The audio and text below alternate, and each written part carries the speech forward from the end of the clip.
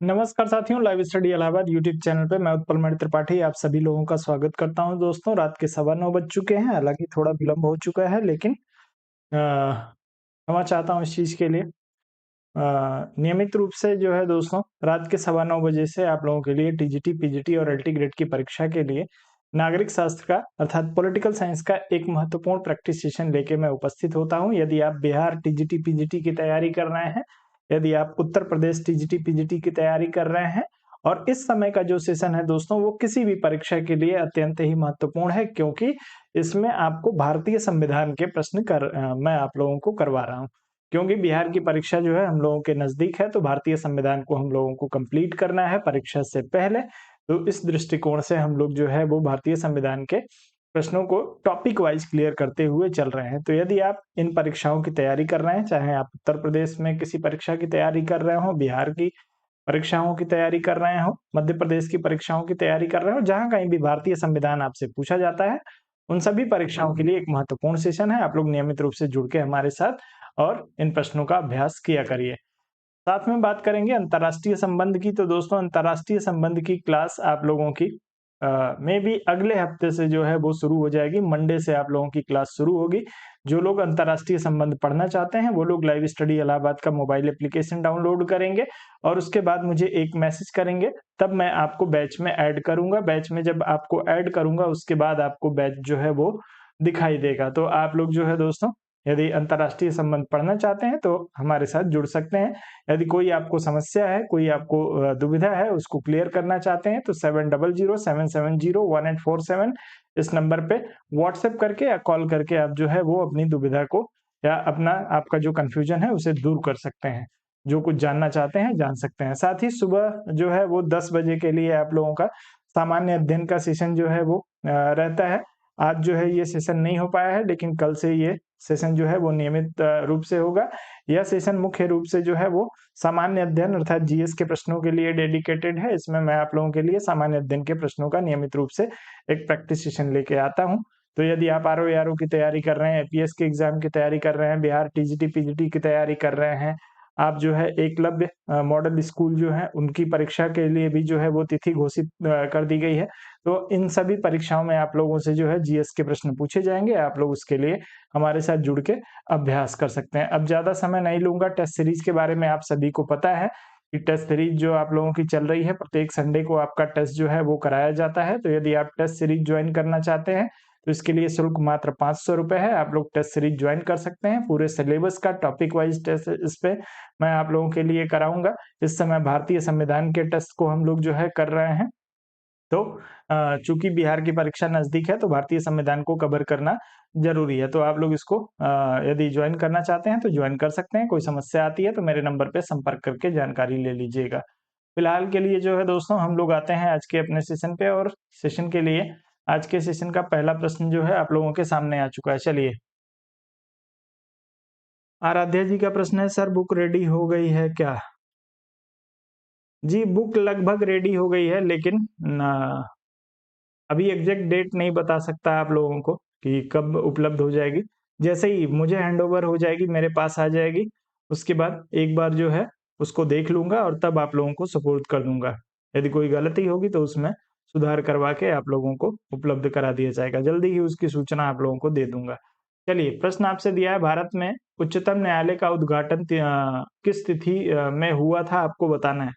उद्घाटन आप लोगों को बताना है। आपको 27 जनवरी, 28 जनवरी, 29 जनवरी और 30 जनवरी 1950 दिया हुआ है। आप लोग तेजी से उत्तर करेंगे इस प्रश्न के लिए। इसमें दो चीजें बहुत ही महत्वपूर्ण है, ध्यान रखने लायक इस प्रश्न को। हालांकि ये बहुत ही सामान्य प्रश्न है, ऐसे प्रश्नों के पूछे जाने की अब संभावना कम है, लेकिन फिर भी कंपटीशन में जो है वो किसी भी प्रश्न को इग्नोर करके हम लोग नहीं चल सकते। भैया, बफरिंग हो रही है तो आपके नेटवर्क में थोड़ी सी समस्या होगी। आप लोग अपने नेटवर्क को एक बार रिफ्रेश कर लीजिए। चलें,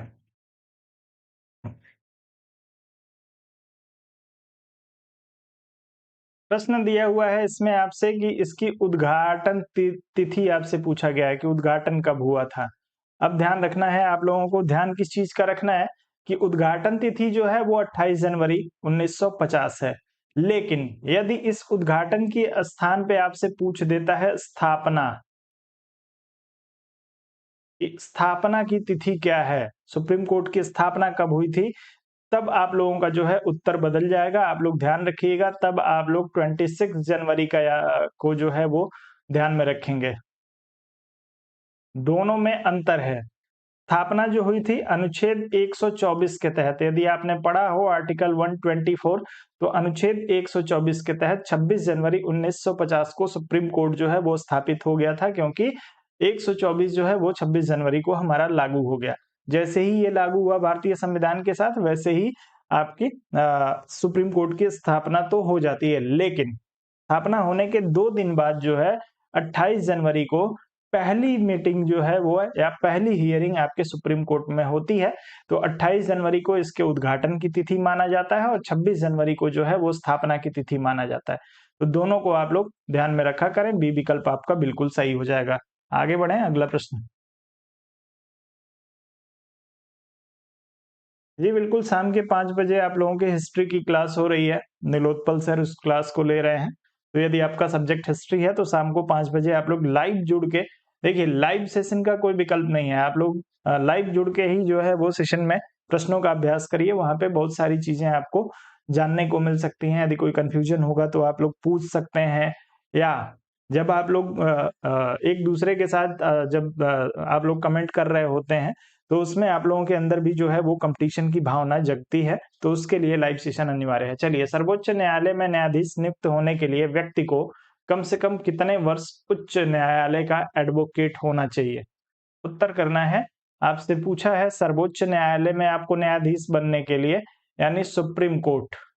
हमेशा ध्यान रखिएगा, एक चीज मैं आप लोगों को बता रहा हूं, इस गलती को यदि आप नहीं करेंगे, सामान्यतः जो है कई बार हमसे जब मैं एग्जाम के बाद आप लोगों के पेपर देखता हूं, तो जो लोग फिजिकल क्लास में मेरे रहा करते थे, या जिन लोगों से मैं सीधे जुड़ा हुआ हूं, उन लोगों के पेपर को जब देखता हूं, पेपर में वो लोग करते क्या है, उन्होंने पढ़ा उच्चतम न्यायालय या उच्च न्यायालय, उच्चतम न्यायालय को वो हाई कोर्ट समझ गए और उच्च न्यायालय को सुप्रीम कोर्ट समझ के अपना उत्तर जो है गलत कर देते हैं। हालांकि इस प्रश्न में ऐसी गलती होने की संभावना नहीं रहती है, नहीं है, लेकिन फिर भी आप लोग ध्यान रखें, जब भी आप पढ़ें तो यदि उच्चतम न्यायालय या सर्वोच्च न्यायालय दिया है, तो उसके ऊपर तुरंत जो है अपने पेन से या पेंसिल से पेपर सॉल्व करते हुए आप जो है एससी लिख दें, सुप्रीम कोर्ट लिख दें, और जहां पे आप उच्च न्यायालय पढ़ें वहां पे आप एचसी लिख दें। अब इसको लिख देने से आपको ये कंफ्यूजन नहीं होगा कि प्रश्न जो है वो हाई कोर्ट के बारे में पूछा जा रहा है, सुप्रीम कोर्ट के बारे में पूछा जा रहा है, या इस तरीके से जो है आपकी गलती नहीं होगी। बाद में आप ये नहीं कहेंगे कि अरे हम तो जो है हाई कोर्ट समझ रहे थे या हम सुप्रीम कोर्ट समझ रहे थे, उल्टा समझ के आप लोग उत्तर कर देते हैं। ऐसे में एक प्रश्न आप लोगों का बहुत ही आसानी से गलत हो जाता है। इस गलती को यदि आपको सुधारना है, इस गलती की गुंजाइश को खत्म करना है, तो इसमें जो है आपका सेकंड का समय लगेगा। जहां पर भी पढ़िए वहां पे इसको सुप्रीम कोर्ट और हाई कोर्ट लिख दिया करिए। चलें, तो आपका उत्तर इसमें आ रहा है। अनुच्छेद बताना चाहेंगे आप सभी लोग? चलिए, तो जो लोग 10 वर्ष की बात कर रहे हैं उन सभी का उत्तर जो हो जाएगा बिल्कुल सही हो जाएगा। गणेश चौरसिया जी कह रहे हैं नेक्स्ट सर जी। भैया नेक्स्ट तो मैं कर दूंगा, मैं टेप रिकॉर्डर तो हूं नहीं। मेरा प्रयास ये रहता है कि जो छोटी-मोटी गलतियाँ आप लोग करते हैं, उन गलतियों से आपको अवगत कराते हुए चलूँ। चलिए, अगला दिया है, सर्वोच्च न्यायालय का न्यायाधीश अपना पद त्याग सकता है पत्र लिखकर। किसको पत्र लिख के जो है वो सर्वोच्च न्यायालय यानी सुप्रीम कोर्ट का न्यायाधीश जो है अपना पद त्याग सकता है? मुख्य न्यायाधीश को, राष्ट्रपति को, प्रधानमंत्री को, या विधि मंत्री को? तेजी से उत्तर करेंगे इस प्रश्न के लिए।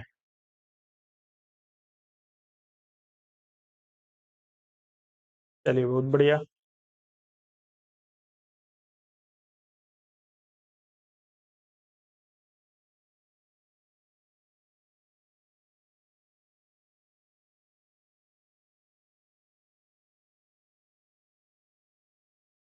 चलिए, बहुत बढ़िया भैया। चलें, तो जो लोग इसमें बात करेंगे बी विकल्प के लिए, उन सभी का उत्तर जो हो जाएगा बिल्कुल सही हो जाएगा। जब हम बात करते हैं आपके सुप्रीम कोर्ट के न्यायाधीश की नियुक्ति की, तो आप लोग हमेशा ध्यान रखिएगा, सुप्रीम कोर्ट के न्यायाधीश की जब नियुक्ति होती है, इनका जब अपॉइंटमेंट होता है, अपॉइंटमेंट में जो है आपके राष्ट्रपति महोदय के द्वारा एक वारंट जारी किया जाता है। उसे जो है वो हम लोग संविधान की भाषा में वारंट कहा जाता है। क्या होता है वारंट? राष्ट्रपति के द्वारा एक लिखित जो है वो मैटर टाइप होता है, उस पे राष्ट्रपति सिग्नेचर करते हैं और अपने सिग्नेचर के साथ जो है सुप्रीम कोर्ट के न्यायाधीशों की नियुक्ति करते हैं। लेकिन यदि किसी को जो है त्याग पत्र देना है, अपना पद जो है छोड़ना चाहते हैं, तो उनको जो है एक लेख लिखना पड़ेगा और उस लेख पे मुद्रित लेख हो सकता है, हैंड रिटन लेख हो सकता है, उस पे उनका हस्ताक्षर होना चाहिए और इनके हस्ताक्षर के बाद जो है राष्ट्रपति यदि इसको एक्सेप्ट कर लेते हैं, तो इनका पद जो है वो क्या हो जाएगा, उसी दिन इनका ये पद त्याग देंगे। तो ध्यान रखेंगे, आपसे यदि कभी पूछ लिया जाए कि इनकी नियुक्ति को राष्ट्रपति जो है वो नियुक्ति किसके माध्यम से करते हैं, तो ध्यान रखिएगा वारंट के माध्यम से इनके द्वारा इनकी नियुक्ति जो है वो की जाती है। राष्ट्रपति एक मुद्रित लेख के माध्यम से अर्थात वारंट के माध्यम से इनकी नियुक्ति करते हैं और लिखित जो है वो सूचना देने पे, त्याग पत्र देने पे ये लोग क्या करते हैं, अपने पद को त्याग सकते हैं। आगे बढ़ेंगे, अगला प्रश्न, उच्चतम न्यायालय के न्यायाधीश किस प्रकार हटाए जा सकते हैं? चलिए बताइए भैया। जी बिल्कुल, रिटन लेटर होना चाहिए।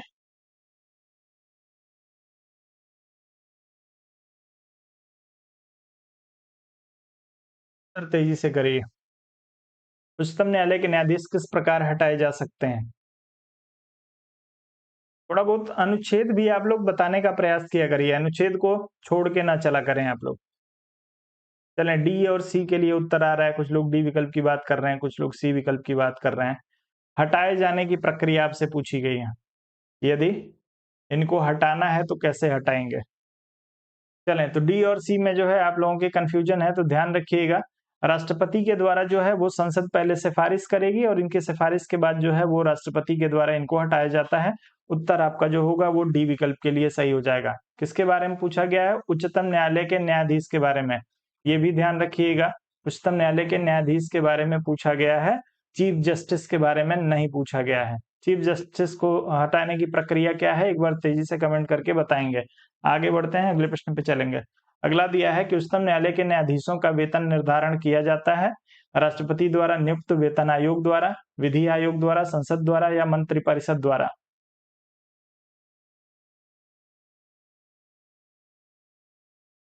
चलें,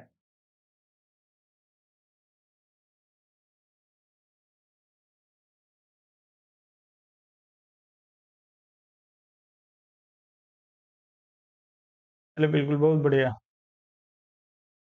जी, संसद ही हटाती है। उसे सामान्यतः पुस्तकों में लिख दिया जाता है महाभियोग जैसी प्रक्रिया, क्योंकि जो है एक सदन दोनों सदन को उसको पास करना पड़ता है। चलिए आ जाइए अगले प्रश्न पे। उच्चतम न्यायालय के न्यायाधीशों को का वेतन निर्धारण किया जाता है, किसके द्वारा किया जाएगा? बताना है आप लोगों को तेजी से।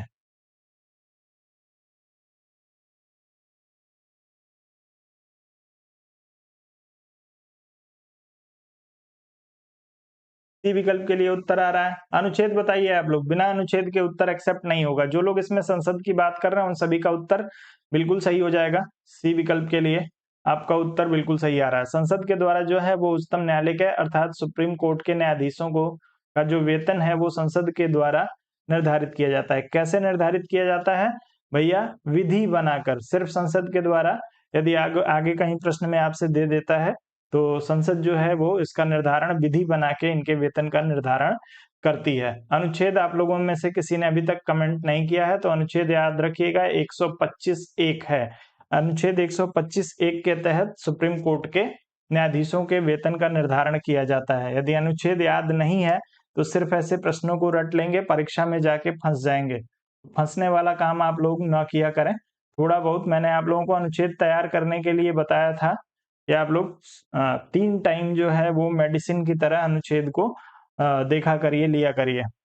चलें, आपको दिया हुआ है संसद भारत के उच्चतम न्यायालय की अधिकारिता को विस्तारित नहीं कर सकती, क्योंकि उसकी अधिकारिता वही है जो संविधान ने प्रदान की है। दूसरा दिया है कि उच्चतम न्यायालय और उच्च न्यायालयों के अधिकारिता और सेवक संबद्ध मुख्य न्यायमूर्ति द्वारा नियुक्त किए जाते हैं और न्यायालय का प्रशासनिक व्यय भारत की संचित निधि पर भारित होता है। इसमें से कौन-कौन सा सही है आपको बताना है। चलें भैया, संसद के द्वारा जो है वो उच्चतम न्यायालय की अधिकारिता को विस्तारित नहीं किया जा सकता है। दूसरा कहा गया है कि उच्चतम न्यायालय और उच्च न्यायालय के अधिकारी और सेवक जो कर्मचारी होते हैं, की नियुक्ति मुख्य न्यायमूर्ति द्वारा की जाती है और न्यायालयों का प्रशासनिक व्यय भारत की संचित निधि पे जो है वो भारित होता है। तो आप लोगों को बताना है इसमें से कौन-कौन सा सही है।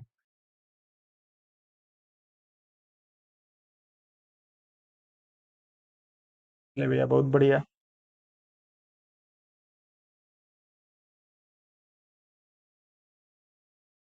सब लोग डी विकल्प की बात कर रहे हैं तो आप लोग बताइए दूसरा जो स्टेटमेंट दिया है इसमें गलती क्या है जिसकी वजह से आप लोग ना तो 1 ना तो 2 कर रहे हैं? दूसरे स्टेटमेंट की के एरर को आइडेंटिफाई करिए तेजी से तब आगे बढ़ूंगा, ऐसे नहीं बढ़ूंगा। दूसरे स्टेटमेंट में दिया है कि उच्चतम न्यायालय और उच्च न्यायालय के अधिकारी और सेवक संबद्ध मुख्य न्यायमूर्ति द्वारा नियुक्त किए जाते हैं और न्यायालयों का प्रशासनिक व्यय भारत की संचित निधि पर भारित होता है। इसमें गलती क्या है जिसकी वजह से आप लोग इसे डी विकल्प का चुनाव कर रहे हैं? तेजी से उत्तर करिए।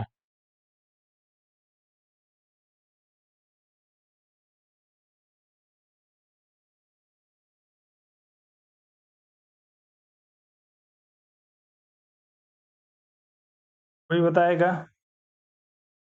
चलिए भैया, आप लोग समय बहुत लेते हैं। 2 अनुच्छेद याद रखिए, कौन-कौन से? अनुच्छेद 146 5, 146 सब आर्टिकल 5 और दूसरा आर्टिकल है आपका 229 229 3 और यदि अनुच्छेद 145 5 की बात करते हैं, तो इसके माध्यम से जो है इस अनुच्छेद में यह बताया गया है कि जो आपका सुप्रीम कोर्ट है, सुप्रीम कोर्ट का जो व्यय होगा वो किस पे भारित होगा? भारत की संचित निधि पे।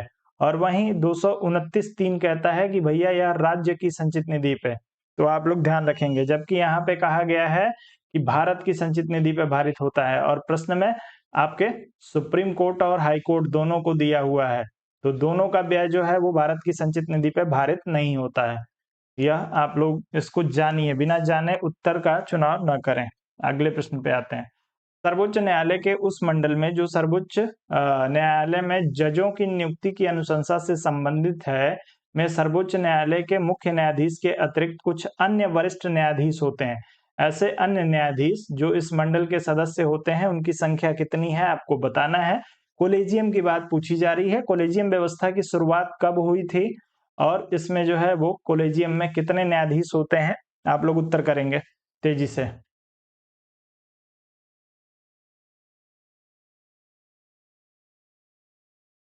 चलिए भैया उत्तर तेजी से करिएगा।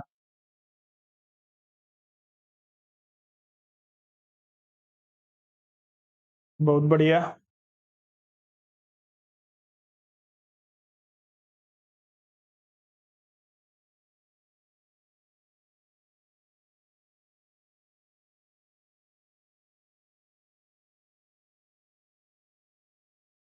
चलिए, तो अच्छी बात है। प्रश्न आपसे पूछा गया है कि अतिरिक्त मुख्य न्यायाधीश के अतिरिक्त जो है कुछ वरिष्ठ न्यायाधीश होते हैं। तो मुख्य न्यायाधीश के अतिरिक्त जो है वो 4 वरिष्ठ न्यायाधीश होते हैं। इसमें ध्यान रखिएगा इस कोलेजियम व्यवस्था की शुरुआत जो है वो 1993 में जो है वो की गई थी। जब इस कोलेजियम व्यवस्था की शुरुआत की गई तब जो है यह फ़ॉर्मूला क्या होता था 1+2 का हुआ करता था। 1998 में जो है इसमें परिवर्तन किया गया और कोलेजियम में जो है वो अन्य न्यायाधीशों की संख्या को बढ़ा के क्या कर दिया गया 1+4 कर दिया गया। तो आप लोग इसको ध्यान रखेंगे। कुल यदि संख्या पूछे प्रश्न में कभी भी जो है वो गलती कहाँ होती है यदि आप इसको नहीं समझ पाते हैं। यहाँ पे जो है वो अतिरिक्त पूछा हुआ है।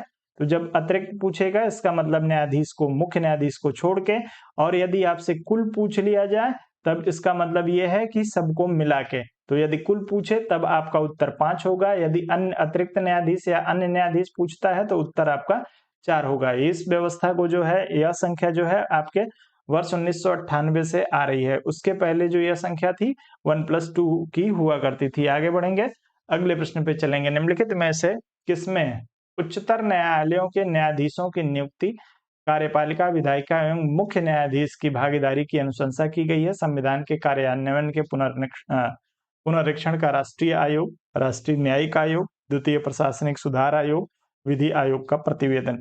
चारों में से किसी एक विकल्प का चुनाव करिए। प्रश्न को फिर से ध्यान से पढ़िए। निम्न में से किसमें उच्चतर न्यायालय में, उच्चतर मतलब क्या हो गया भैया, आपके सुप्रीम कोर्ट की बात पूछी जा रही है। सुप्रीम कोर्ट के न्यायाधीशों की नियुक्ति, कार्यपालिका, विधायिका एवं मुख्य न्यायाधीश की भागीदारी की अनुशंसा। चलें तेजी से उत्तर करेंगे।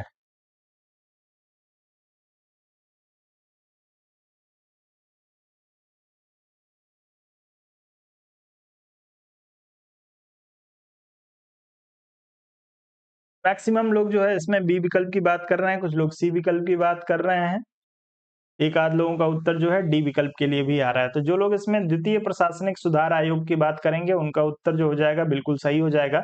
द्वितीय प्रशासनिक सुधार आयोग के माध्यम से जो है इसकी व्यवस्था की गई है कि आपके जो न्यायाधीश हैं इनकी नियुक्ति, कार्यपालिका, विधायिका और मुख्य न्यायाधीश की भागीदारी की अनुशंसा जो की गई थी वो आपके द्वितीय प्रशासनिक सुधार आयोग के द्वारा की गई थी। उत्तर आपका जो होगा वो बिल्कुल सही हो जाएगा। द्वितीय प्रशासनिक आयोग कब गठित किया गया था, एक बार तेजी से कमेंट करके बताएंगे। कम से कम 5 बार मैंने आप लोगों को कराया होगा। द्वितीय प्रशासनिक सुधार आयोग का गठन कब हुआ है, आप लोग बताइए। भारतीय संविधान में तदर्थ न्यायाधीशों की नियुक्ति का प्रावधान है।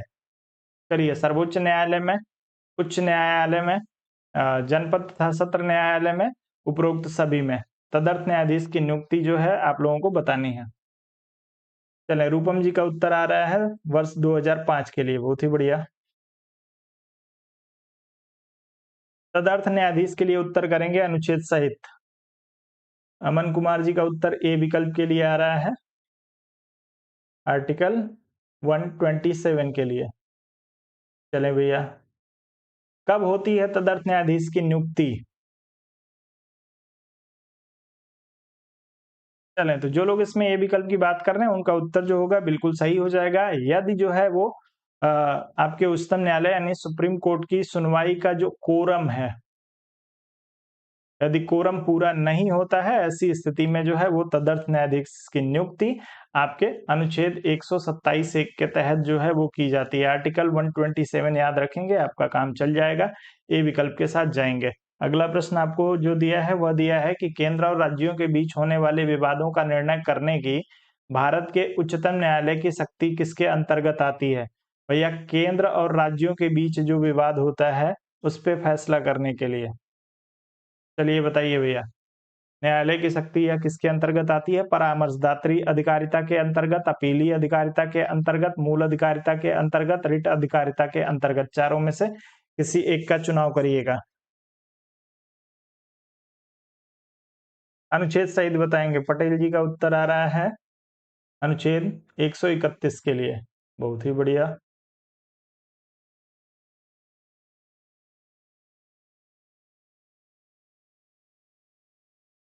चलें, तो ध्यान रखिए, केंद्र और राज्य के बीच का विवाद हो या दो से अधिक जो है वो राज्यों के बीच का विवाद हो, इस तरह के विवाद जो होते हैं वो किसमें आते हैं? वो आपके सुप्रीम कोर्ट की मूल अधिकारिता में आते हैं। तो उत्तर आपका मूल अधिकारिता सी विकल्प के लिए बिल्कुल सही हो जाएगा। अनुच्छेद 131 की जितने सारे लोग बात कर रहे हैं, आप बधाई के पात्र हैं। अगला प्रश्न आपको जो दिया गया है वह दिया है, निम्नलिखित में से कौन से उच्चतम न्यायालय की आरंभिक अधिकारिता में आते हैं? चलिए बताइए, अब इसमें से कौन-कौन सा जो है आरंभिक अधिकारिता में आता है? भारत सरकार तथा एक या अधिक राज्यों के बीच का विवाद। दूसरा दिया संसद के किसी सदन या राज्य विधानमंडल में में हुए चुनाव पर विवाद। अ, भारत सरकार तथा किसी संघ राज्य क्षेत्र के बीच का विवाद। 2 या 2 से अधिक राज्यों के बीच का विवाद। इसमें से कौन-कौन सा जो है वो आपका मूल अधिकारिता के अंतर्गत आता है, आरंभिक अधिकारिता के अंतर्गत? चलें तेजी से उत्तर करेंगे। सी विकल्प के लिए आप लोग उत्तर कर रहे हैं, ठीक है।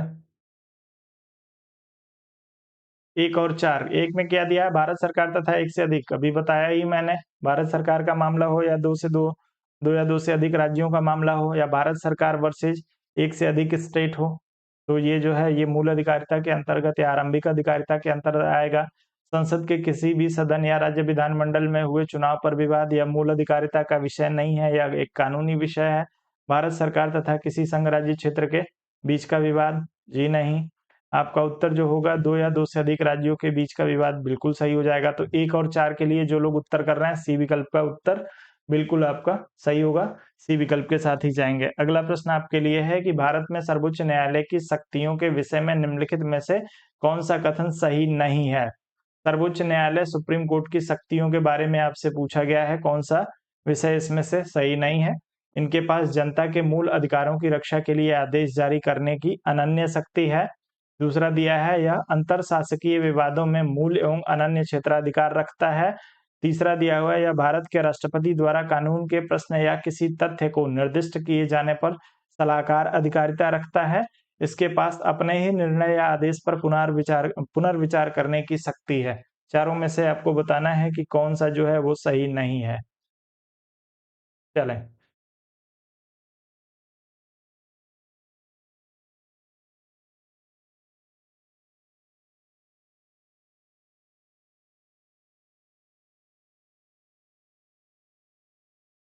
चलें बी विकल्प के लिए, सी विकल्प के लिए।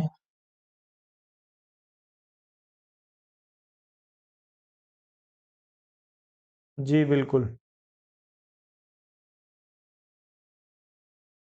चलें, प्रश्न जो है काफ़ी सारे लोगों का गलत हो रहा है।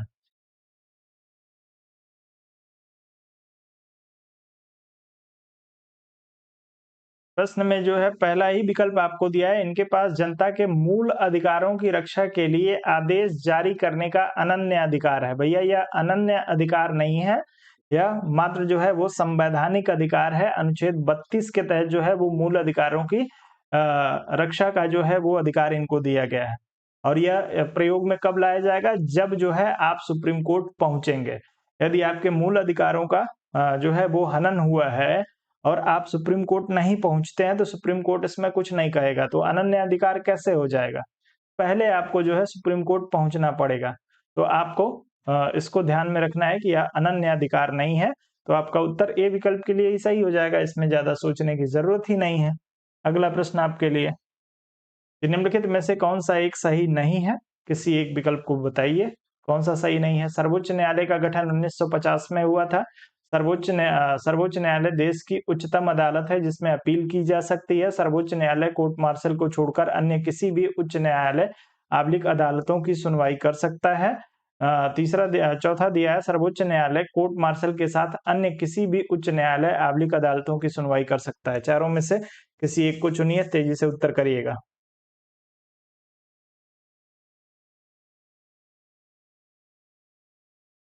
सही नहीं है, आपको दिया हुआ है।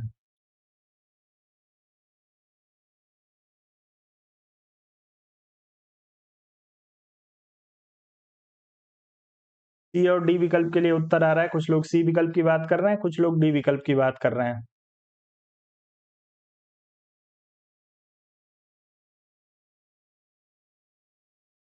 तो आप लोगों ने सशस्त्र सेना अधिकरण अधिनियम 2007 नहीं पढ़ा है, इसका मतलब आपको ध्यान नहीं है। सशस्त्र सेना अ, सशस्त्र सेना अधिनियम 2007 जो है, इसमें एक प्रावधान किया गया।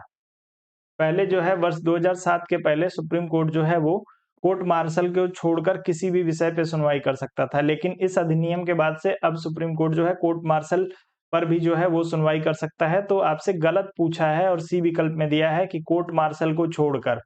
भैया जब 2007 का अधिनियम पारित हो गया तो अब तो छोड़ेगा नहीं। तो आपको सी विकल्प के साथ जाना है, कोर्ट मार्शल के साथ किसी भी विषय पे यह सुनवाई कर सकता है। तो आपका उत्तर इसमें सी विकल्प के लिए सही हो जाएगा। आप लोग सी विकल्प के साथ जाइएगा। सशस्त्र सेना न्यायाधिकरण अधिनियम वर्ष 2007 में पास हुआ था और इसके बाद से अब जो है सुप्रीम कोर्ट कोर्ट मार्शल के लिए भी जो है वो सुनवाई कर सकती है। आगे बढ़ते हैं, अगले प्रश्न पे चलेंगे। अगला दिया है कि भारत का सर्वोच्च न्यायालय एक अभिलेख न्यायालय है, इसका आशय है। अनुच्छेद सहित बताइएगा। अभिलेख जो है आपका सर्वोच्च न्यायालय यानी सुप्रीम कोर्ट जो है अभिलेख न्यायालय है। किस अनुच्छेद में कहा गया है और इसका अर्थ क्या है? इसे अपने सभी निर्णयों का अभिलेख रखना होता है। इसके सभी निर्णयों का साक्ष्यात्मक मूल्य होता है और इस पर किसी भी न्यायालय में प्रश्न चिन्ह नहीं लगाया जा सकता है। इसे अपनी अवमानना करने वाले को दंडित करने की शक्ति है। इसके निर्णयों के विरुद्ध कोई अपील नहीं की जा सकती है। चारों में से किसी एक विकल्प का चुनाव करिए।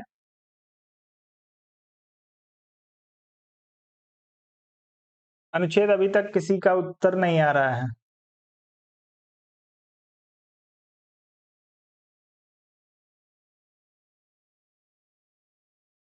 चलें, अनुच्छेद आप लोग 132 की बात कर रहे हैं, 132 नहीं हुआ।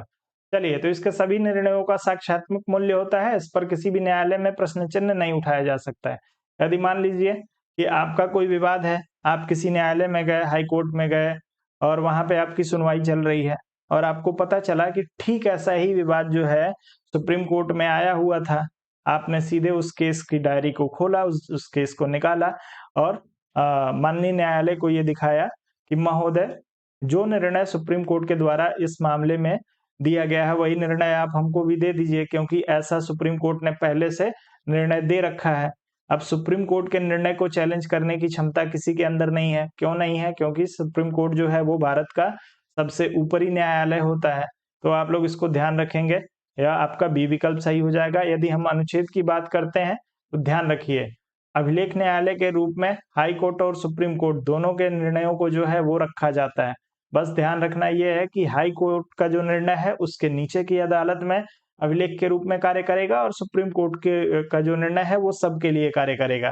तो जो सुप्रीम कोर्ट है, सुप्रीम कोर्ट को अभिलेख न्यायालय अनुच्छेद 129 129 के तहत जो है वो घोषित किया गया है, जबकि हाई कोर्ट को अभिलेख न्यायालय अनुच्छेद 215 के तहत घोषित किया जाता है।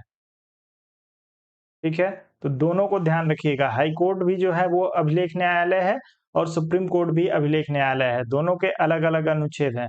अनुच्छेद 129 सुप्रीम कोर्ट को अभिलेख न्यायालय घोषित करता है और अनुच्छेद 215 जो है वो हाई कोर्ट को अभिलेख न्यायालय घोषित करता है। अगला प्रश्न आपके लिए है कि उच्चतम न्यायालय मामलों की सुनवाई नई दिल्ली में करता है, परंतु किसी अन्य स्थान पर भी सुनवाई कर सकता है। राष्ट्रपति के अनुमोदन से, यदि उच्चतम न्यायालय के न्यायाधीश मेजॉरिटी से यह तय करें, संसद के अनुमोदन से, राज्य विधानसभा के अनुरोध पर, चारों में से किसी एक विकल्प का चुनाव करके उत्तर कर दीजिएगा। आसान सा प्रश्न है और ये सारे प्रश्न मैं आप लोगों को 1 डेढ़ महीने 2 महीने पहले ही मैंने आप लोगों को करवाए हैं, तो उम्मीद है कि इतनी जल्दी आप लोग भूले नहीं होंगे।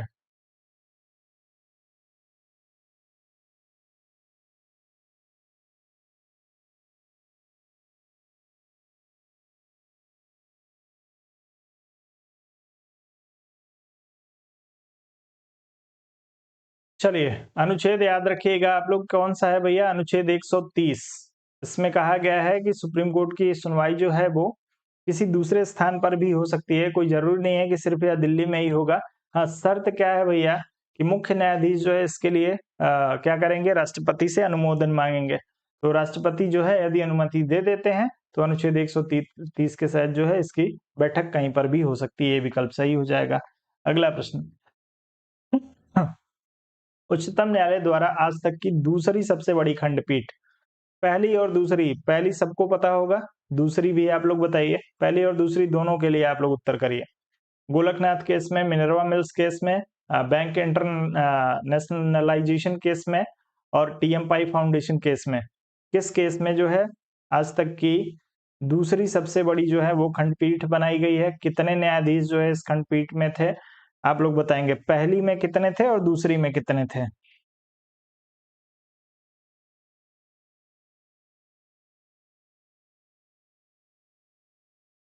चले, ए विकल्प के लिए उत्तर कर रहे हैं, लेकिन आप लोग बताइए।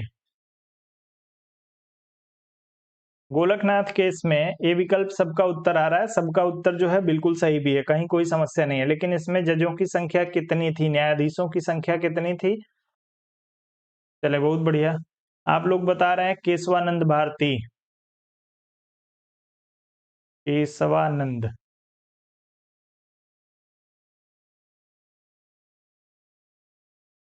भारती केस कब आया था? 1973 में। इसमें जो है वो अभी तक की भारत की सबसे बड़ी जो है वो खंडपीठ का गठन किया गया था। कितने न्यायाधीश थे? 13।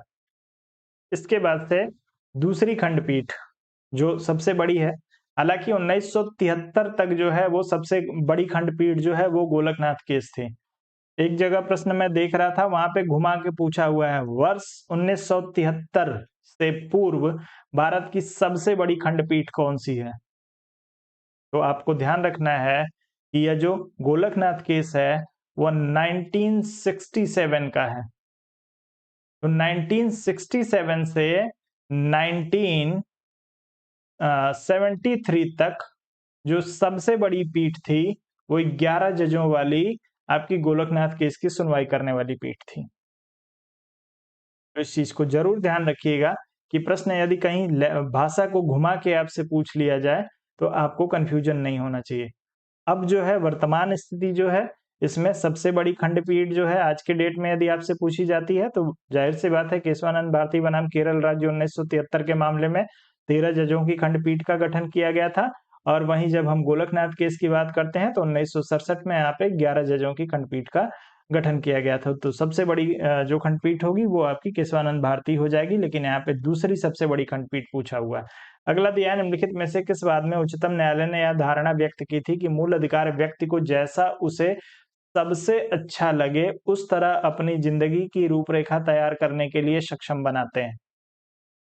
यह वर्डिक्ट जो है वो सुप्रीम कोर्ट ने किस मामले में दिया था? इंदिरा गांधी बनाम राजनारायण, गोरखनाथ बनाम स्टेट ऑफ पंजाब, बैंकों के राष्ट्रीयकरण का मामला, अजहर बनाम म्युनिसिपल कॉरपोरेशन। चारों में से किसी एक को चुनिए।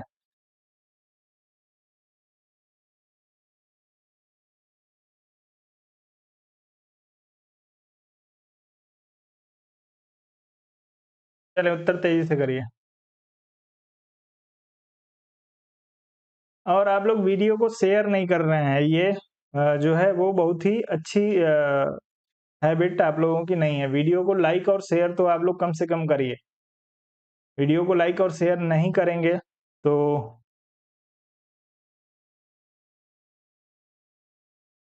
चलें डी विकल्प के लिए, बी विकल्प के लिए उत्तर आना शुरू हुआ है आप लोगों का। चले भैया तो ध्यान रखिएगा, जब आपसे पूछा जाए कि मूल अधिकार यानी व्यक्ति जो है जैसे रहना चाहता है उसे वैसे रहने की स्वतंत्रता दी जानी चाहिए। हालांकि इसको ध्यान में रखिएगा, नकारात्मक अर्थ में नहीं, सकारात्मक अर्थ में। अब ऐसा नहीं है कि आप जो है अपने अगल बगल रहना चाहते हैं और अपने अगल बगल के लोगों को रोज पीटना चाहते हैं और आप उसको समझ रहे हैं कि हम अपनी जिंदगी ऐसे ही जीना चाहते हैं क्योंकि हम खुले सांड हैं। ऐसे नहीं, नकारात्मक नहीं, सकारात्मक अर्थों में आपके मूल अधिकारों की व्याख्या की थी गोलकनाथ बनाम स्टेट ऑफ पंजाब वाद 1967 में सुप्रीम कोर्ट ने, और कहा था कि मूल अधिकार व्यक्ति को जैसे उसे सबसे अच्छा लगे उस तरह अपनी जिंदगी की रूपरेखा तैयार करने के लिए सक्षम बनाते हैं। उत्तर आपका जो होगा वो बी विकल्प के लिए सही हो जाएगा। अगले प्रश्न पे चलें। अगला प्रश्न, संविधान की व्याख्या से संबंधित सभी विवाद सर्वोच्च न्यायालय के पास लाए जा सकते हैं। इसके प्रारंभिक क्षेत्राधिकार के अंतर्गत, अपीलीय क्षेत्राधिकार के अंतर्गत, परामर्शदात्री क्षेत्राधिकार के अंतर्गत या उपरोक्त में से कोई नहीं। कौन सा विवाद भैया? संविधान की व्याख्या से संबंधित यदि कोई विवाद है तो वह किस क्षेत्राधिकार के अंतर्गत आएगा? आप लोगों को तेजी से उत्तर करना है।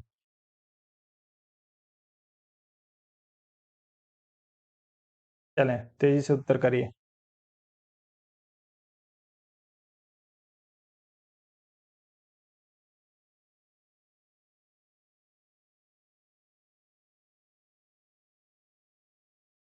तो यदि पहले दूसरे प्रश्न को आपने ध्यान से पढ़ा हो तो वहां मैंने आपको बताया था कि यदि संविधान की व्याख्या के संबंधी यदि कोई समस्या आती है, यदि ऐसा कोई वाद आता है तो मूल अधिकारिता में या प्रारंभिक क्षेत्राधिकार में नहीं जाएगा, वह जो है आपके अपीलीय क्षेत्राधिकार में जाएगा। और अपीलीय क्षेत्राधिकार का वर्णन भारतीय संविधान के अनुच्छेद 132 में किया गया है। उत्तर आपका बी विकल्प के लिए सही हो जाएगा। आगे बढ़ते हैं।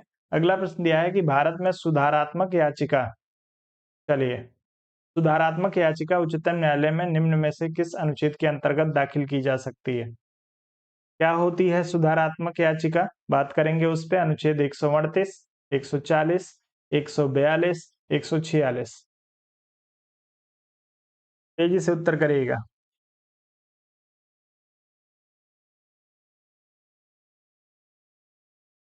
अब देखिए इस प्रश्न में जो है एक समस्या है, क्योंकि दो अनुच्छेद जो है वो इसकी बात करते हैं सुधारात्मक याचिका की। इसमें जो है एक ही दिया हुआ है, तो अब आपको जब विकल्प में एक ही दिया है तो एक ही के साथ आपको जाना पड़ेगा।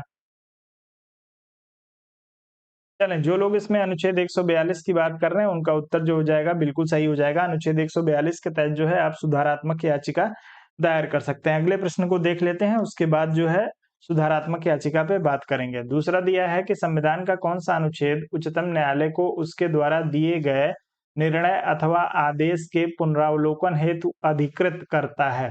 अब यहाँ पे आपसे दे दिया गया है कि पुनरावलोकन, अपने आदेश का पुनरावलोकन करने के लिए। ये अभी तो सुधारात्मक ही हुआ, तो आप बताइए इसमें से कौन-सा अनुच्छेद होगा? अनुच्छेद 137, 130, 139 और 138।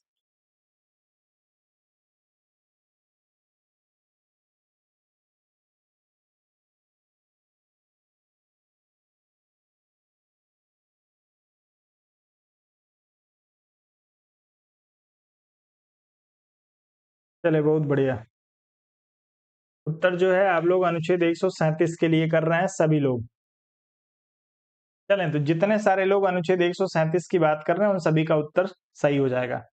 अब मैंने आपको अभी बताया है, यहाँ पे ध्यान रखिए, 100 अनुच्छेद 142 और अनुच्छेद 137 में अंतर क्या है? यहाँ पे जो है पुनरावलोकन शब्द का प्रयोग किया गया है अनुच्छेद 137 में। अर्थात यदि सुप्रीम कोर्ट को लगता है कि हमारा कोई निर्णय जो है वो क्या हुआ है, गलत हो गया है या उतना सही नहीं है जितना होना चाहिए, तो वह उस पे जो है वो दोबारा अपना फैसला सुना सकता है। इसका अधिकार 137 के तहत मिला है। ठीक? यह भी काफ़ी जो है वो समान है आपके सुधारात्मक याचिका से।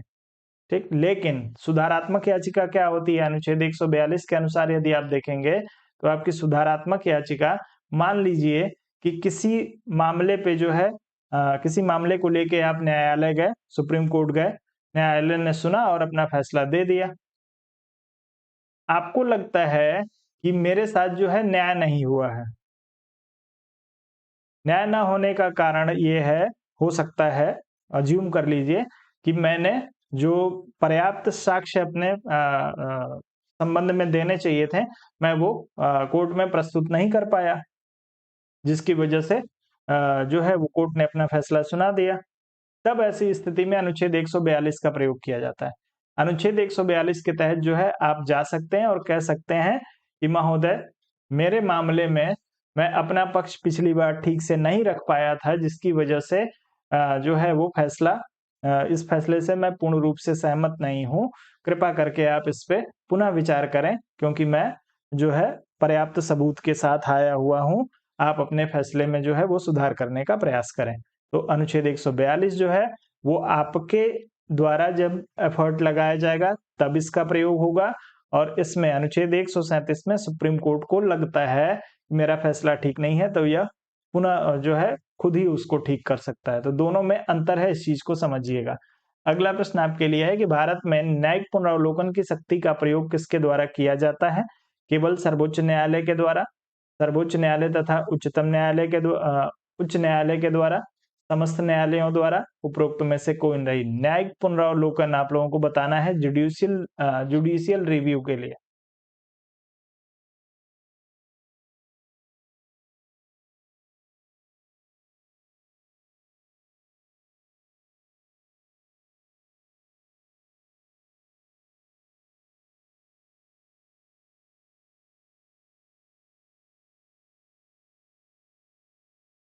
चलिए भैया, बहुत बढ़िया।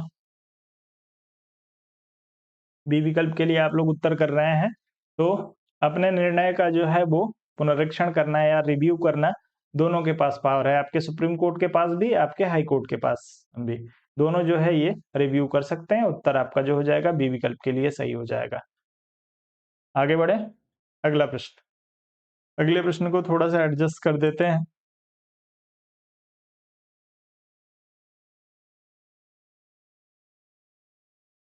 चलिए भैया, प्रश्न को पढ़िए और उत्तर करिएगा। दिया है कि भारत के संविधान के संदर्भ में निम्नलिखित कथनों पर विचार करिए। क्या विचार करना है भैया? किसी भी केंद्रीय विधि को संवैधानिक रूप से अवैध घोषित करने की किसी भी उच्च न्यायालय की अधिकारिता नहीं होगी। दूसरा दिया है कि भारत के संविधान के किसी भी संशोधन पर भारत के उच्चतम न्यायालय द्वारा प्रश्न नहीं उठाया जा सकता। चलिए,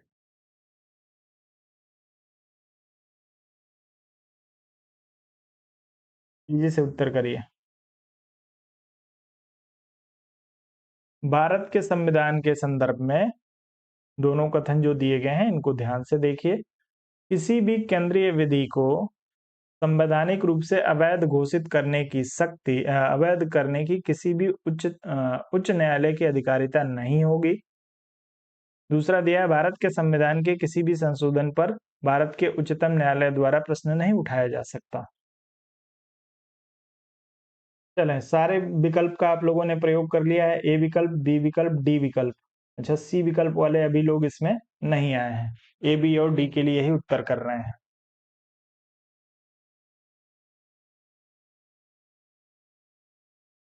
चलें, तो दो अनुच्छेद आप लोगों ने पढ़ा होगा, अनुच्छेद जो है 32, अनुच्छेद 226। एक और अनुच्छेद पढ़ा होगा आप लोगों ने, अनुच्छेद 13।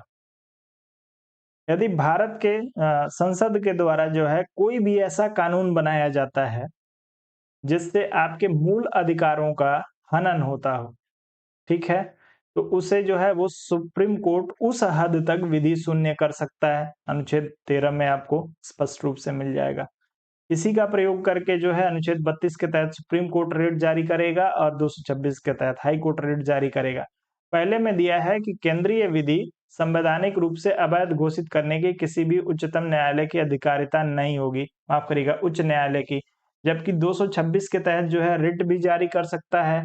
और अनुच्छेद 13 कहता है कि यदि कोई ऐसी विधि है, कोई ऐसा कानून है जो आपके मूल अधिकारों का हनन कर रहा है, तो भैया उसे विधि शून्य कर दिया जाएगा, और यहाँ पे कह रहा है कि नहीं किया जाएगा, तो ये तो गलत हो गया। दूसरा क्या है, भारत के संविधान के किसी भी संशोधन पर भारत के उच्चतम न्यायालय द्वारा प्रश्न नहीं उठाया जा सकता।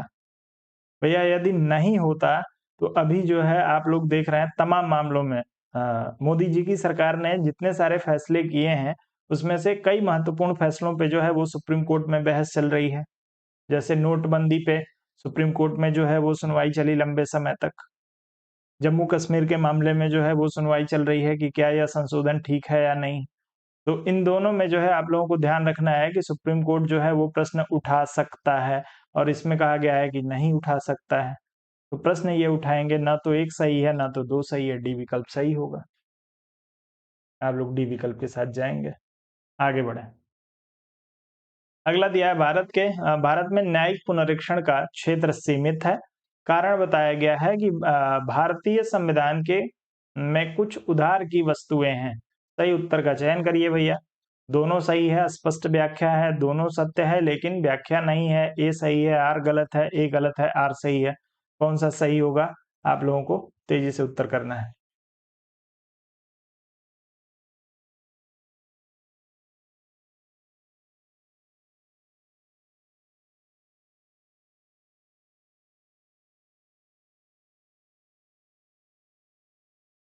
चलें। जी नहीं प्रमोद जी, संविधान संशोधन नहीं है। मैंने आपको एग्जाम्पल के तौर पे बताया कि चूंकि नोटबंदी जो है वो भी तो संसद का ही फैसला था, एक अकेले व्यक्ति का फैसला तो था नहीं। हालांकि आरबीआई उसके लिए जो है जिम्मेदार है, लेकिन सरकार यदि कोई भी ऐसा कानून बनाती है जिससे आपके मूल अधिकारों का हनन हो रहा है तो अनुच्छेद 13 उस पर बात करता है।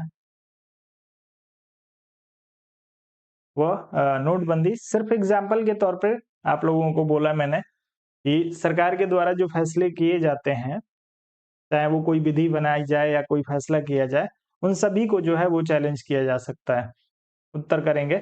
अब इसमें बी और डी विकल्प के लिए उत्तर आने लगा भैया। क्या दिया है कि भारत में न्यायिक पुनरावलोकन का क्षेत्र जो है वो सीमित है। बिल्कुल जो है दोस्तों, न्यायिक पुनरावलोकन का क्षेत्र सीमित है। क्यों क्षेत्र सीमित है? क्योंकि न्यायिक पुनरावलोकन जो है वो सिर्फ कौन कर सकता है? सुप्रीम कोर्ट और हाई कोर्ट ही कर सकता है। तो सीमित क्षेत्र तो है, विस्तृत है नहीं। वहीं कहा गया है कि उधार की वस्तुएं हैं, तो भैया उधार की वस्तुएं हैं क्योंकि ये जो न्यायिक पुनरावलोकन है ये खुद कहाँ से लिया गया है? यूएसए से लिया गया है। भारत की देन तो यह है नहीं। भारत के संविधान में बहुत सारी वस्तुएं जो हैं, बहुत सारे प्रावधान आपको अलग-अलग देशों के संविधान से देखने को मिलते हैं, तो उधार भी है। लेकिन जो है इससे कहीं स्पष्ट नहीं होता है कि यह इसकी व्याख्या कर रहा है, पहले कथन की व्याख्या दूसरा कथन कर रहा है। तो सही दोनों है लेकिन व्याख्या नहीं है, तो बी विकल्प सही हो जाएगा। अगले प्रश्न पे चलेंगे। अगला प्रश्न दिया है कि निम्नलिखित में से कौन से मामले उच्च न्यायालय और उच्चतम न्यायालय की अधिकारिता में आते हैं? दोनों की अधिकारिता में। जी। आपके उच्च न्यायालय यानी हाई कोर्ट और उच्चतम न्यायालय यानी सुप्रीम कोर्ट की अधिकारिता में आता है। क्या आता है भैया? केंद्र और राज्यों के बीच विवाद, राज्यों के परस्पर विवाद, मूल अधिकारों का प्रवर्तन, संविधान के उल्लंघन से संरक्षण। चारों में से किसी एक का चुनाव करिए तेजी से।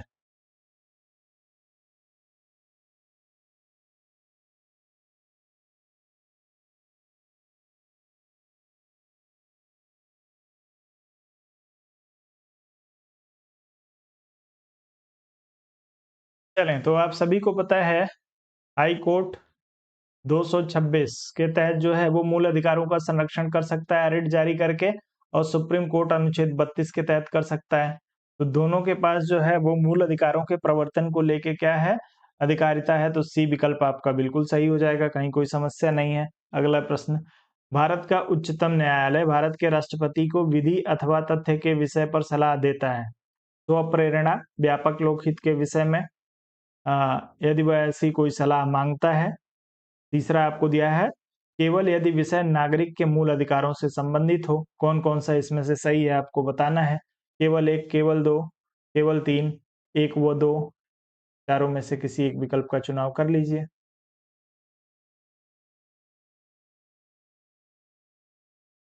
चलें, सी विकल्प, बी विकल्प के लिए उत्तर आना शुरू शुरू हुआ है इसमें। चलिए, बहुत ही बढ़िया। तो आप सभी ने जो है आर्टिकल पढ़ा होगा एक 143, 143 के तहत जो है वो राष्ट्रपति विधिक सलाह माँगते हैं सुप्रीम कोर्ट से। ठीक है? सुप्रीम कोर्ट सलाह देने के लिए न देने के लिए बाध्य है, और न ही जो है वो राष्ट्रपति, यदि सुप्रीम कोर्ट सलाह देता है तो राष्ट्रपति उसको मानने के लिए भी बाध्य नहीं है, चाहे तो माने अथवा न माने। तो आप लोग ध्यान रखिएगा, स्वप्रेरणा से तो ये देते नहीं हैं, और मूल अधिकारिता से संबंधित यदि मामला है तो सुप्रीम कोर्ट स्वयं उस पे निर्णय करता है। इसमें राष्ट्रपति के सलाह की आवश्यकता, या राष्ट्रपति इस पे सलाह क्यों मांगेगा? क्योंकि यह मूल अधिकारों का मामला अनुच्छेद 226 और अनुच्छेद 32 के तहत सीधे किसके पास जाता है? हाई कोर्ट और सुप्रीम कोर्ट के पास चला जाता है। तो आप लोग ध्यान रखेंगे। आपका उत्तर जो हो जाएगा 80 हो गया, तो आपका उत्तर केवल 2 के लिए सही होगा, जो लोग इसमें बी विकल्प की बात कर रहे हैं। अगले प्रश्न पे चलते हैं। अगला दिया है कि इंदिरा साहनी बनाम भारत संघ मुकदमे में सर्वोच्च न्यायालय का निर्णय किस विषय से संबंधित है? इंदिरा साहनी बनाम भारत संघ मामला जो आया था, इसमें क्या निर्णय दिया गया था या किससे संबंधित था? सरकारी नौकरियों में अन्य पिछड़ा वर्ग का आरक्षण, मूल ढांचे का सिद्धांत, अनुसूचित जाति के प्रमोशन में आरक्षण की स्वीकृति, अनुसूचित जातियों के आरक्षण को बढ़ावा, उपयुक्त में से कोई नहीं, या एक से अधिक। तेजी से उत्तर करिए। इंदिरा साहनी बनाम भारत संघवाद।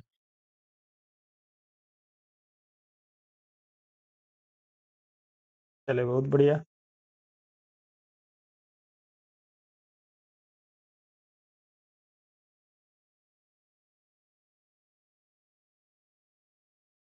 बी विकल्प के लिए आप लोग उत्तर कर रहे हैं इस प्रश्न में।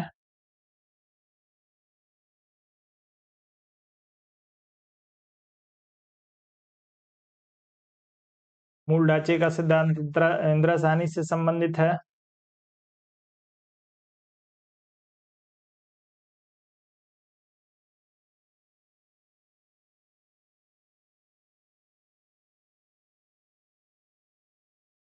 कोई बात नहीं, सबके प्रश्न जो हैं वो गलत हो रहे हैं। कुछ ही लोगों के उत्तर जो होंगे इसमें सही होंगे। इतनी जो है वो, चलिए, भारतीय संविधान में जो है 2 अनुच्छेद हैं जिनको आपको जानना चाहिए। अनुच्छेद 15(4) और अनुच्छेद 16(4). किससे संबंधित है अनुच्छेद 15(4) और 16(4)? दोनों में भैया सरकारी नौकरी में पिछड़े वर्ग के आरक्षण की बात की गई है, और 15(4) 16(4) में कहा गया है कि यह आरक्षण जो है वो 50% से अधिक नहीं होना चाहिए।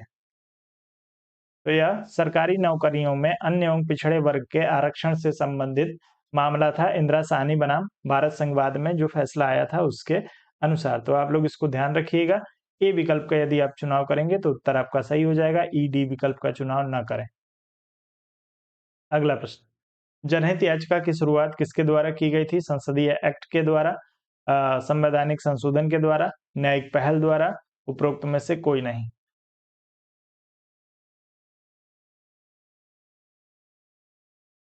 चलें, जनहित याचिका की शुरुआत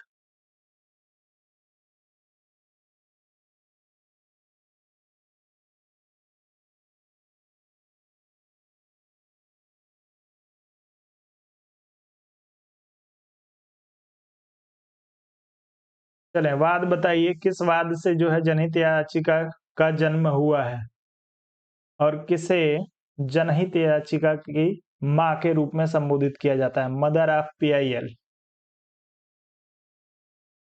चलें, ये तो प्रश्न सब, इसका उत्तर तो सीधा सीधा सब लोग दे लेंगे कि न्यायिक पहल है।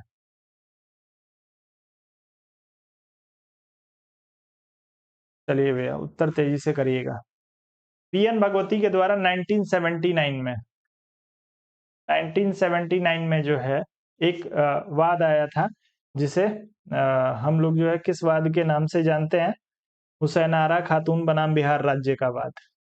हुसैनारा खातून बनाम बिहार राज्य वाद में जो है इसकी आपके पीआईएल की शुरुआत होती है।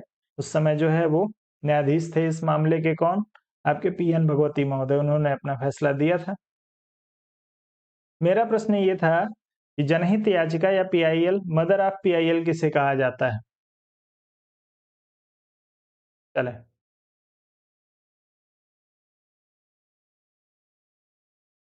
मदर ऑफ पीआईएल किसे कहा जाता है? कोई किसी को याद है? बताया था पिछली क्लास में आप लोगों को मैंने।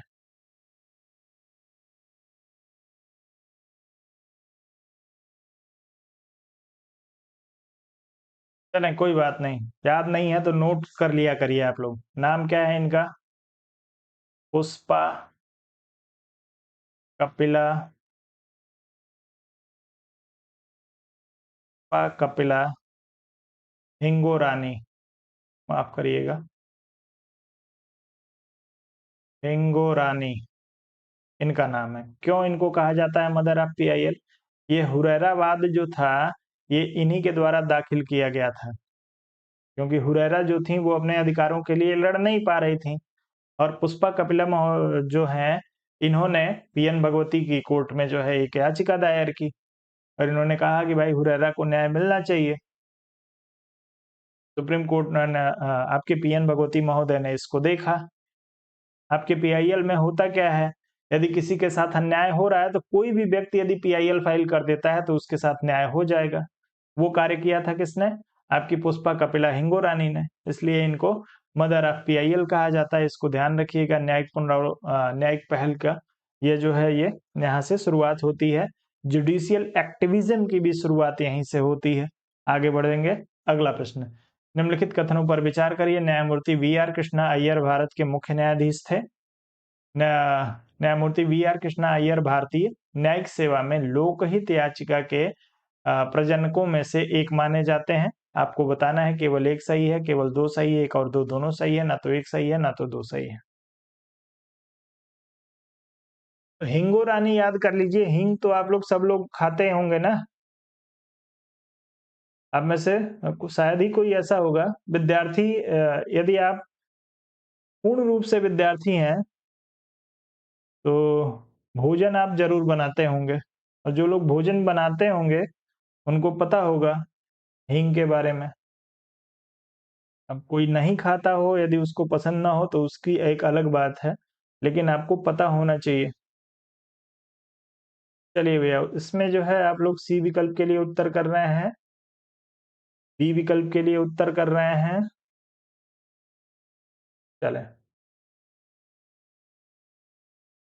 1979 मैंने आपको बताया कि 1979 में जो है ये वाद आया था, हुरैराबाद, जिससे पीआईएल की शुरुआत होती है। इस समय यदि इसमें कहा गया है कि वी आर कृष्णा अय्यर भारत के मुख्य न्यायाधीश थे। जी नहीं, वी आर कृष्णा अय्यर भारत के मुख्य न्यायाधीश नहीं थे।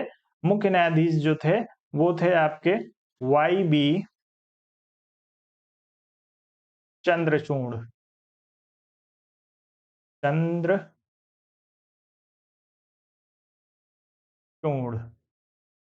ठीक है। ये जो कृष्णा अय्यर हैं, वी.आर. कृष्णा अय्यर और पी.एन. भगवती, ये दोनों लोग जो है न्यायाधीश थे। इन दोनों लोगों ने इस मामले की सुनवाई की थी। तो आप लोग ध्यान रखेंगे कि दूसरे में कहा गया है कि वी.आर. कृष्णा अय्यर भारतीय न्यायिक सेवा में पीआईएल के प्रजनकों में से एक हैं। तो भैया इन्होंने सुनवाई की थी पी.एन. भगवती के साथ, तो इनको जो है वो जाना जाता है इनके प्रजनक के रूप में। तो उत्तर आपका केवल 2 के लिए सही हो जाएगा। बस पहले में दिया है कि ये मुख्य न्यायाधीश थे, तो ये मुख्य न्यायाधीश नहीं थे। उस समय जो है मुख्य न्यायाधीश आपके वाई.बी. चंद्रचूड़ थे। आगे बढ़ें, अगले प्रश्न पे चलेंगे। अब अगले प्रश्न के साथ ही, इसी प्रश्न के साथ हमारा सेशन जो है यहीं पे कंप्लीट हो जाएगा। और आपसे एक निवेदन है कि आप लोग थोड़ा-सा एफर्ट लगाइए, यदि आप लोग टीजीटी पीजीटी की क्लास को कंटिन्यू रखना चाहते हैं तो। यदि कोई सेशन में आप लोगों को लगता है कि कुछ सुधार करने की ज़रूरत है, तो आप उसके लिए मुझे सजेस्ट करिए, वो मैं करूँगा। आप लोग जो है वीडियो को शेयर करिए, अपनी संख्या को मेंटेन करिए, अन्यथा जो है मुझे कुछ न कुछ इसके बारे में सोचना पड़ेगा। मैं अपनी तरफ से प्रयास कर रहा हूँ। आपको यदि कोई आपके पास सजेशन है कि कुछ सुधार किया जा सकता है, तो वो आप लोग मुझे ज़रूर बताने का प्रयास करें। आप सभी के पास मेरा नंबर है। स्क्रीन पे आपको येलो पट्टी पे भी मेरा नंबर दिख जाएगा। तो यदि आपको कुछ लगता है कि सेशन में कुछ ऐड कर लिया जाए, कुछ परिवर्तन कर दिया जाए, तो मैं उसके लिए भी तैयार हूँ। लेकिन संख्या जो है इतनी रहेगी तो क्लास को कंटिन्यू करना मेरे लिए जो है वो थोड़ा ठीक नहीं रहेगा, मुझे कुछ और सोचना पड़ेगा। फिलहाल के लिए आप लोग जो है कल सुबह सामान्य अध्ययन की क्लास में आप लोग हमारे साथ जुड़ सकते हैं सुबह 10 बजे से। जो लोग सामान्य अध्ययन के प्रश्नों का अभ्यास करना चाहते हैं, साथ में जो लोग अंतर्राष्ट्रीय संबंध का बैच ज्वाइन करना चाहते हैं, वो लोग जो है लाइव स्टडी इलाहाबाद का मोबाइल एप्लीकेशन डाउनलोड करेंगे। मात्र 799 रुपए जो है इसके लिए शुल्क रखा गया है। पीजीटी की परीक्षा में अंतर्राष्ट्रीय संबंध से प्रश्न आपसे पूछे जाते हैं, तो यहाँ पे अंतर्राष्ट्रीय संबंध के एक-एक टॉपिक को कॉन्सेप्ट वाइज क्लियर कराऊंगा। उसका नोट्स भी आप लोगों को लाइव क्लास में तैयार कराया जाएगा। सारी की सारी क्लासेस लाइव होंगी, कोई रिकॉर्डेड क्लास इसमें नहीं होगी। ये जो है आप लोगों को एप्लीकेशन पे ये बैच नहीं दिखेगा। इस चीज़ का हमेशा ध्यान रखिए कि यदि एप्लीकेशन डाउनलोड कर लिया आपने और आप सर्च कर रहे हैं कि उसपे मेरे अधिकतम बैच जो है वो एप्लीकेशन पे आपको नहीं दिखते हैं। उसके पीछे कुछ जो है वो मेरा व्यक्तिगत कारण है। तो आप लोग उसको आपको यदि किसी भी बैच में एडमिशन लेना है, जिस बैच को मैं यहाँ से अनाउंस करता हूँ, तो आप सीधे मेरे नंबर पे संपर्क करें, मैं आपको बैच में ऐड कर दूँगा। उसके बाद ही आपको एप्लीकेशन पे बैच दिखाई देगा।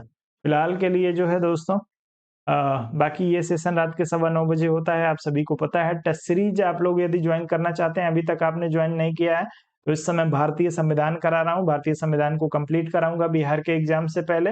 तो आप लोग जो है लाइव स्टडी इलाहाबाद का मोबाइल एप्लीकेशन डाउनलोड करिए, वहाँ पे टेस्ट सीरीज आपको मिल जाएगा। उसके लिए कहीं जो है फोन मैसेज करने की जरूरत नहीं है, आप सीधे जो है जाइए और वहाँ पे जो है वो टेस्ट सीरीज को परचेज करिए। इस टेस्ट सीरीज में आपको 70% नए प्रश्न मिलेंगे। ये नए प्रश्न आपके उन प्रश्नों की तैयारी के लिए हैं, जो आपसे परीक्षा में 30-40 जो नए प्रश्न पूछे जाते हैं, उनको कवर करने का प्रयास इस टेस्ट सीरीज के माध्यम से किया जा रहा है। क्यों इसमें सामान्य प्रश्नों को या इसमें 70% नए प्रश्न रख रहा हूँ, रिपीटेड प्रश्नों को तो रोज मैं आप लोगों के लिए करा रहा हूँ यूट्यूब पे।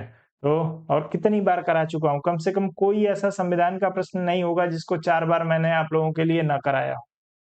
ना ही कोई ऐसा आपके राजनीतिक सिद्धांत का कोई प्रश्न होगा। तो सब कुछ मैंने आपको बार-बार कराया है, तो आप लोग इसको ध्यान रखिए और यदि जॉइन करना चाहते हैं, इंटरेस्टेड हैं, तो जॉइन कर सकते हैं। और कोई यदि आपको अपनी तैयारी से संबंधित यदि आपका कोई कंसर्न है, कोई जानकारी चाहते हैं, तो आप लोग इस नंबर पे व्हाट्सएप या कॉल के माध्यम से संपर्क कर सकते हैं। हाँ, कॉल एक ही बार करें, दोबारा कॉल ना करें। यदि फ़ोन नहीं उठता है, तो दोबारा कॉल ना करें आप लोग। कई लोग जो है वो बार-बार कॉल करने लगते हैं, 1 बार फ़ोन किया, 2 बार किया। यदि क्लास ले रहा होता हूँ, उस समय क्लास जो है आपकी कॉल को रिस्पॉन्ड कर पाना संभव नहीं होता है। तो आप लोग इसको ध्यान रखिए। चलिए, तो हम लोग जो है प्रमोद जी कह रहे हैं इन प्रश्नों का पीडीएफ। चलिए देखते हैं, प्रमोद जी उपलब्ध करा देंगे पीडीएफ, कोई ऐसी समस्या नहीं है इसमें। तो फिलहाल के लिए आप लोग अनुमति दीजिए। कल सुबह 10 बजे मिलते हैं, तब तक के लिए गुड नाइट, शुभ रात्रि।